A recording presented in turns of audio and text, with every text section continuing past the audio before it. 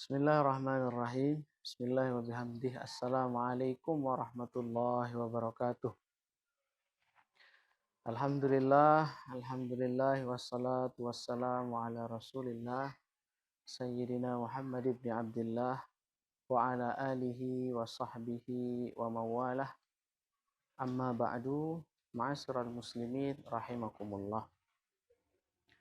Mengangkat tema toleransi dalam beragama, salah seorang tokoh Islam dunia, Asy-Syaikh Al-Habib Ali Zainal Abidin Al-Jufri, dalam kitab beliau Al-Insaniyah Qabla At-Tadayyun, beliau menjelaskan bahwa seseorang yang memeluk agama, mereka akan menjalankan agamanya sesuai dengan tingkat pemahamannya terhadap agama tersebut. Ambil saja contoh seorang muslim misalnya. Maka ketika seorang muslim menjalankan agamanya, beragama dengan agama Islam, maka dia akan menjalankan agama Islam itu sesuai dengan tingkat pemahamannya terhadap ajaran Islam. Artinya, pemirsa, Bapak Ibu yang dirahmati Allah, seorang muslim dalam satu keadaan boleh jadi dia tidak menjalankan nilai-nilai keislaman karena keterbatasan pengetahuannya terhadap agama Islam. Dia muslim tapi tidak menampakkan wajahnya Islam. Misalnya saja, seorang muslim dia benci terhadap penganut agama lain misalnya saja. Padahal Allah Subhanahu wa taala berfirman dalam Al-Qur'an, A'udzu billahi minasyaitonir rajim. Wa la tasubbul ladzina yad'una min dunillah fayasubbullaha adwan bighairi 'ilm. Yang artinya, janganlah kalian memaki sesembahan orang-orang non-muslim, karena nanti dikhawatirkan mereka balas memaki Allah Subhanahu wa taala sedangkan mereka tidak mengetahui. Ma'asyiral muslimin yang dirahmati Allah, melihat hal ini, Al-Habib kemudian melanjutkan penjelasannya. Beliau menerangkan bahwa seorang muslim yang menjadi representasi ajaran Islam, seorang muslim yang bisa mencerminkan nilai-nilai Islam dalam agamanya, hendaknya seorang muslim itu sudah selesai memahami nilai-nilai kemanusiaan dulu. Dengan begitu dia akan beragama dengan baik dan benar. Maka ini menunjukkan bahwa toleransi itu sangatlah penting.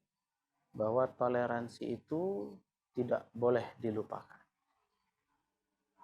Dalam sebuah hadis sahih yang diriwayatkan oleh Al-Imam Ahmad, diceritakan bahwasanya ada seorang laki-laki yang tidak beragama Islam atau non-muslim.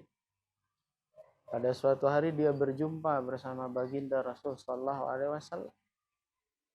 Kemudian dia bertanya, "Ya Nabi Allah, dengan apa Allah mengutusmu?" Kemudian Rasul sallallahu alaihi wasallam menerangkan, "Aku diutus yang pertama untuk menyambung tali silaturahim. Yang kedua, untuk menghentikan pertumpahan darah. Yang ketiga, untuk mengamankan jalan bagi penduduk-penduduk. Yang keempat, untuk menghancurkan berhala. Baru kemudian yang terakhir, Rasul Shallallahu Alaihi Wasallam mengatakan, aku diutus untuk mengajak menyembah Allah Subhanahu Wa Taala dan tidak menyekutukannya dengan suatu apapun.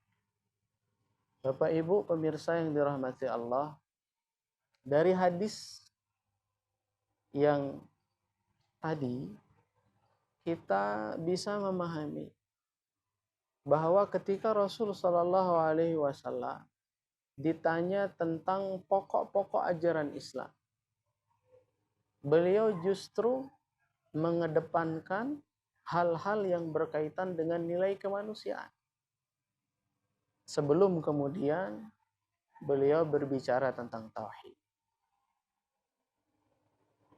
Maka ketika nilai kemanusiaan ini sudah terpelihara di tengah masyarakat, maka seorang akan beragama sesuai dengan tuntunan Allah dan Rasul. Mereka akan menjalankan agama dengan baik dan benar. Jika kepada manusia saja kita sudah mampu menghormati, mampu memuliakan, apalagi kepada Tuhan kita Allah Subhanahu wa Ta'ala. Oleh karena itu, ma'asyiral muslimin yang dirahmati Allah, mari kita koreksi lagi, kita teliti lagi, sudah sejauh mana perhatian kita terhadap diri dan sekitar. Apakah kita sudah memahami nilai kemanusiaan itu dengan baik? Mari kita tanamkan di dalam hati bahwa setiap insan itu lahir dengan kemuliaan. Adapun hidayah itu berada di tangan Allah Subhanahu wa Ta'ala.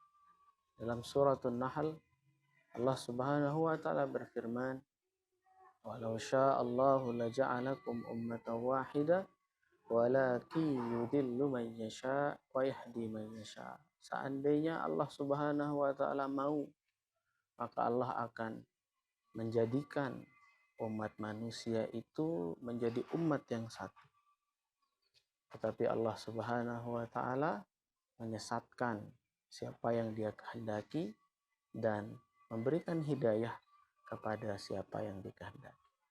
Mudah-mudahan uraian singkat ini bisa bermanfaat bagi kita semua, dan mudah-mudahan kita mampu menjadi seorang muslim yang menampakkan wajah Islam yang luhur. Wallahul muwaffiq wal hadi ila sabilir rasyad. Assalamualaikum warahmatullahi wabarakatuh.